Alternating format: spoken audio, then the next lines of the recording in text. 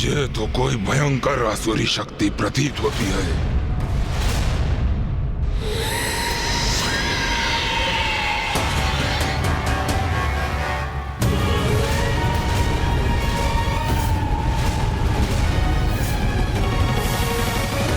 प्रणाम महाराज, आपने मुझे बुलाया?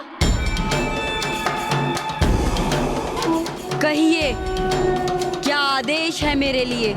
एक अत्यंत महत्वपूर्ण कार्य तुम्हें सौंप रहा हूं मैं कारिका। जाओ, अट्टासुर के साथ जाओ, ढूंढो उस आदि देवी शक्ति को, और यदि अट्टासुर उस देवी का अंत करने में असमर्थ रहा तो तुम इस कार्य को पूर्ण करो।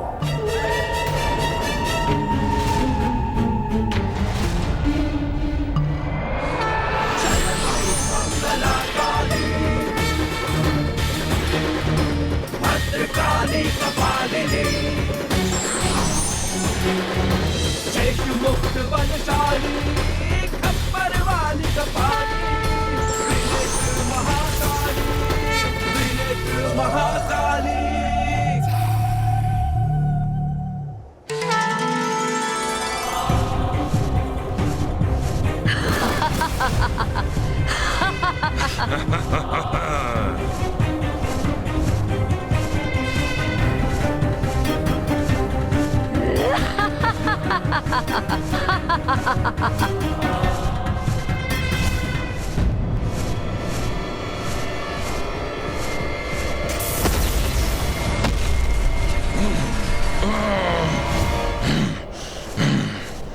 क्या हुआ अट्टासुर? हम यहाँ क्यों रुके हैं? राजभवन के निकट क्यों नहीं? कहीं यहाँ पुनः आकर मैंने मूर्खता तो नहीं की? कदाचित मुझे उस चिकित्सक के सुझाव पर कुछ और समय विश्राम कर लेना चाहिए था। इस कारिका को यहाँ का मार्ग बताकर मैं स्वयं को सुरक्षित ही रखता तो उचित होता। तुम्हारी श्रवण शक्ति शिथिल है क्या? हुआ क्या है तुम्हें? चलो, यदि तुम नहीं जाओगे तो मैं स्वयं ही चली जाऊंगी। इस देवी आदि शक्ति का अंत मैं अकेले ही कर सकती हूँ। अच्छा, इतना ही विश्वास है स्वयं पर, तो जाओ ना। कौन रोक रहा है तुम्हें? मैं भी तो देखूं कि क्या कर सकती हो तुम। तो तुम मेरी प्रतीक्षा करो और देखो मैं क्या कर सकती हूँ। मुझे इससे उचित दूरी पर रहना होगा, जिससे इसका अंत होते देख सकूं।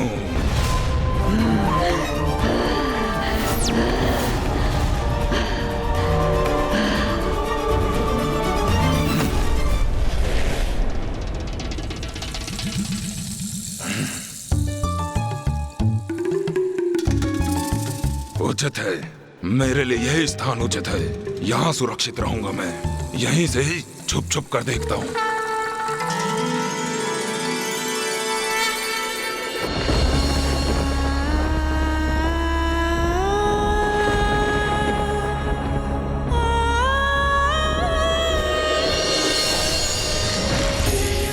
सरस्वतीं व्यासं ततो जयम् उदीरये।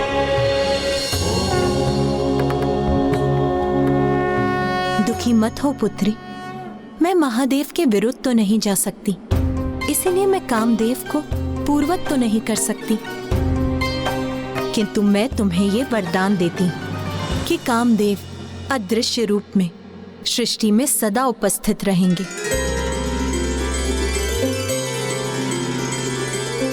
और उनकी पत्नी होने के नाते एकमात्र तुम ही उन्हें देख सकोगी।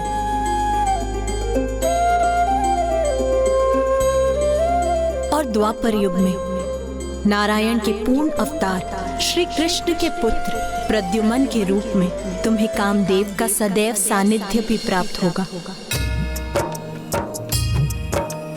या देवी सर्वभूतेषु शक्तिरूपेण संस्थिता, नमस्तस्यै नमस्तस्यै नमस्तस्यै नमो नमः।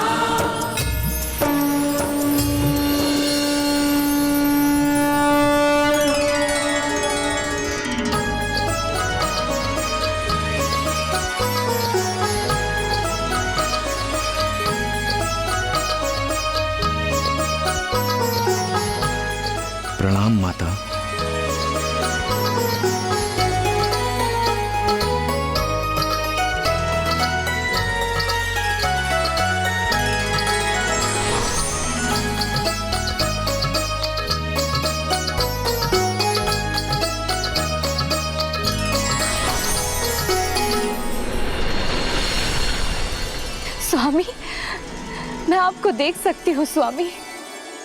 माता ने आपको नया जीवन प्रदान कर दिया स्वामी। धन्यवाद माता।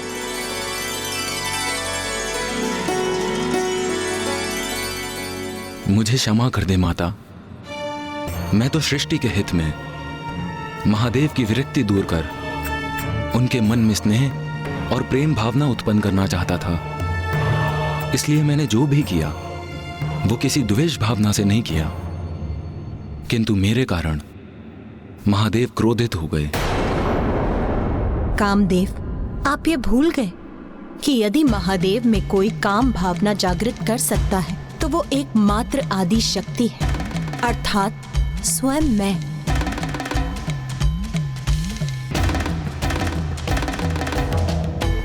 देवी रति,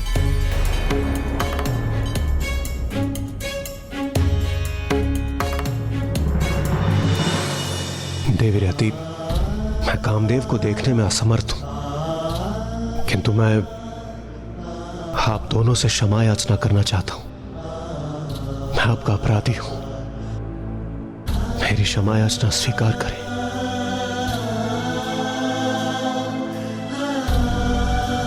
इंद्रदेव, माता आदिशक्ति के आशीर्वाद से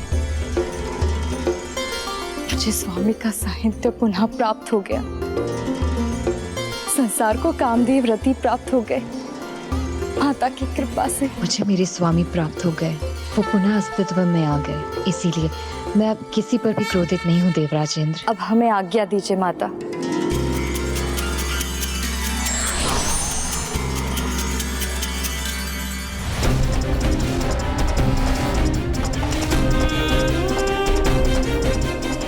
अंत करूंगी मैं देवी आदिशक्ति का। वो देवी तो वहाँ उपस्थित प्रतीत हो रही है। अच्छा ही हुआ, अब मुझे इसका अंत करने के लिए राजभवन में जाने की कोई आवश्यकता नहीं। मेरे हाथों इसकी मृत्यु ही से यहाँ खींच लाई है।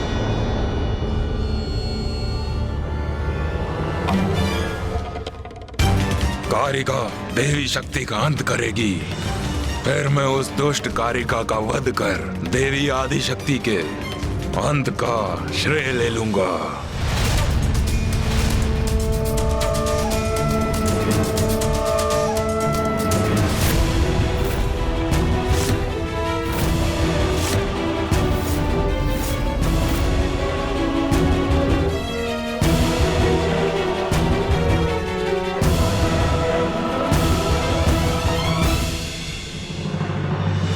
ये तो कोई असुरी स्त्री है जो आकाश में हमारे ऊपर मंडराकर ये छाया प्रकट कर रही है।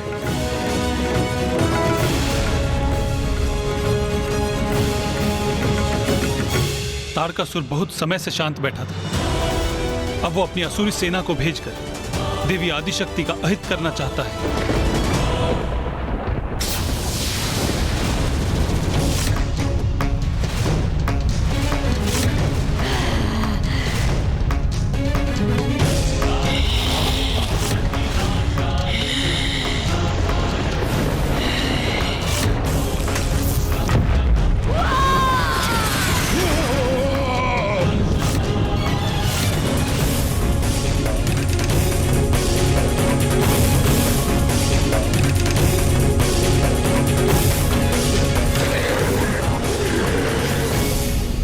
ब्रह्मदेव, नारायण, ये क्या घटित हुआ?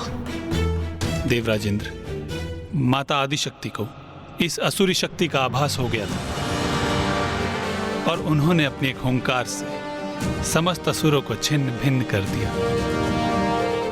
एकमात्र आदिशक्ति ही ऐसा करने में सक्षम है।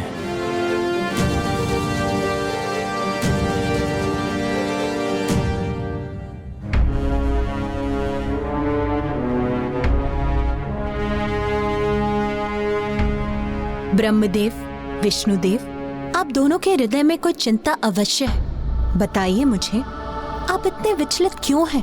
देवी आदिशक्ति, तारकासुर का आतंक बढ़ता ही जा रहा है। उसने स्वर्ग पर भी अपना आधिपत्य स्थापित कर लिया है। यज्ञ में व्यवधान उत्पन्न कर रहा है, निर्दोषों को कष्ट देकर उन्हें व्यथित कर रहा है।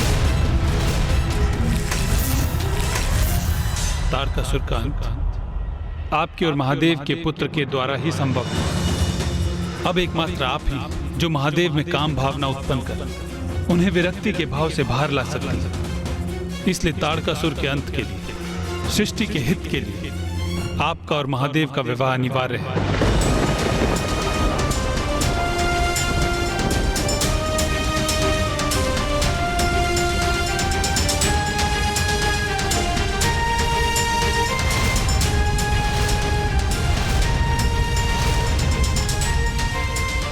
माता पार्वती भी विचलित क्यों प्रतीत हो रही हैं? देवी, मुझे क्षमा कीजिए देवी, मुझे बहुत विलंब हो रहा है। माताश्री और पिताश्री मेरी प्रतीक्षा कर रहे होंगे। मुझे राजभवन लौटना ही होगा।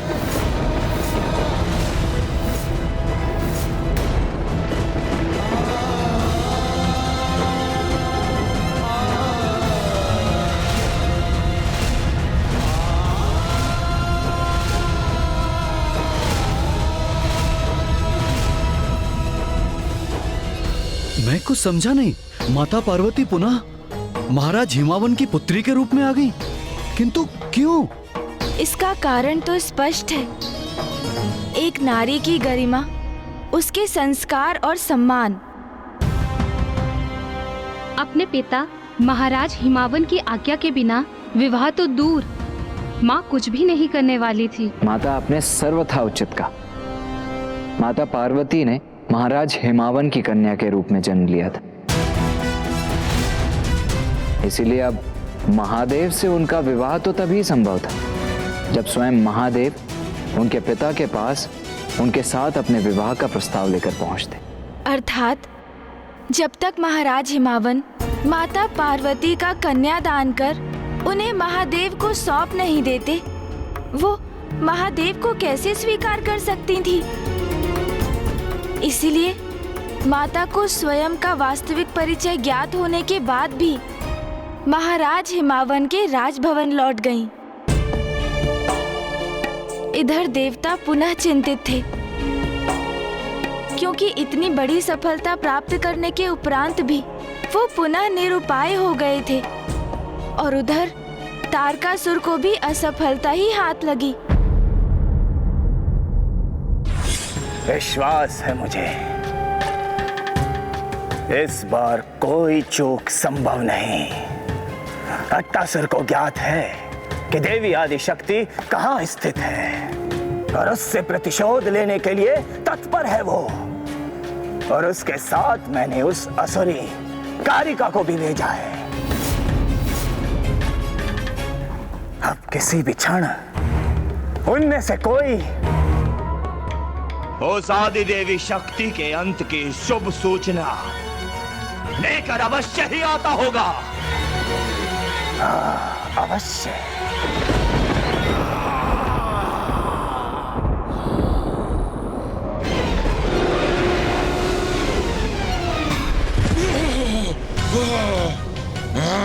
अट्टासुर उन्हें आहत अवस्था में?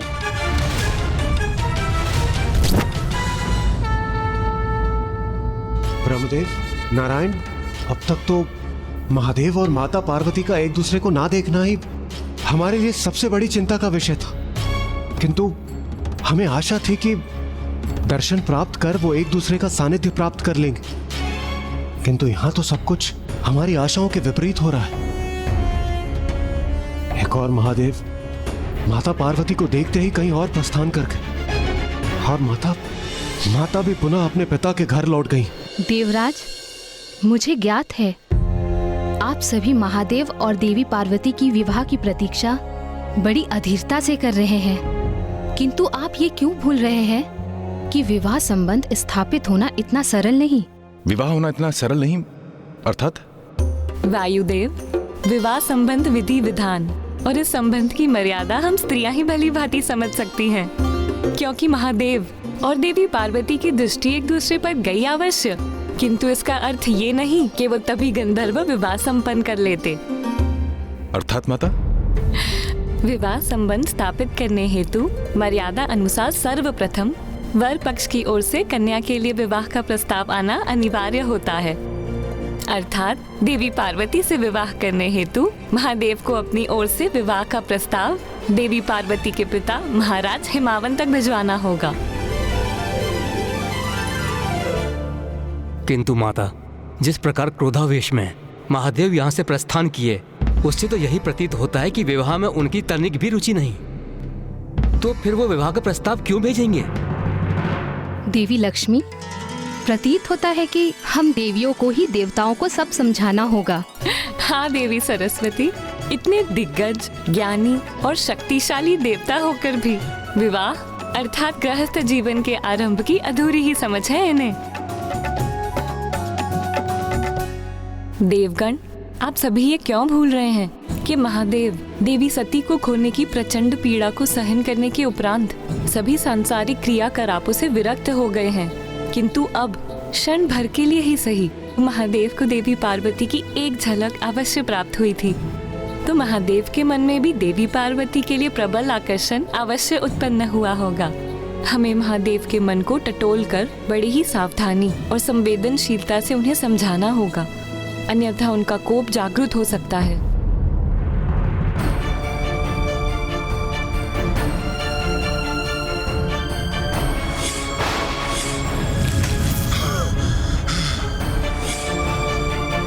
माता लक्ष्मी, माता सरस्वती, महादेव से विवाह के विषय में चर्चा करने और उसका प्रस्ताव रखने का साहस किसमें है? क्यों देवराज, इसकी चिंता आप क्यों करते हैं? इसके लिए नारायण है ना। मैं? परंतु मुझे ये सौभाग्य क्यों प्राप्त हो? इसलिए स्वामी, क्योंकि आप कन्या के भ्राता जो हैं।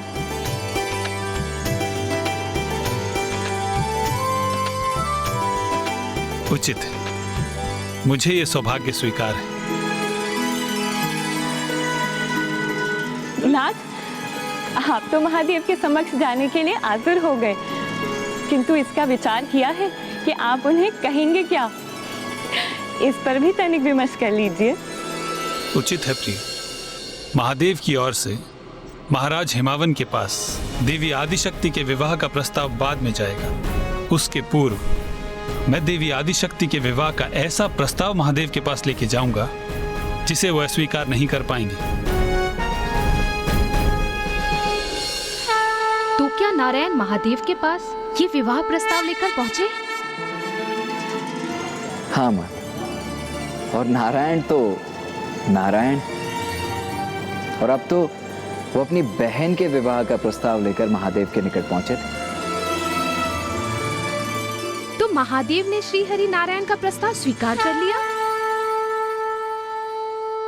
महादेव, मेरी बहन पार्वती, हम उसके विवाह का प्रस्ताव लेके आपके पास आए। नहीं, ये मुझे स्वीकार नहीं, ये मुझे स्वीकार नहीं, ये मुझे स्वीकार नहीं। किंतु महादेव ने प्रस्ताव को अस्वीकार क्यों कर दिया? माता को स्वयं के ब्रह्मचारिणी रूप के सत्य को भी अभी सिद्ध करना शेष था।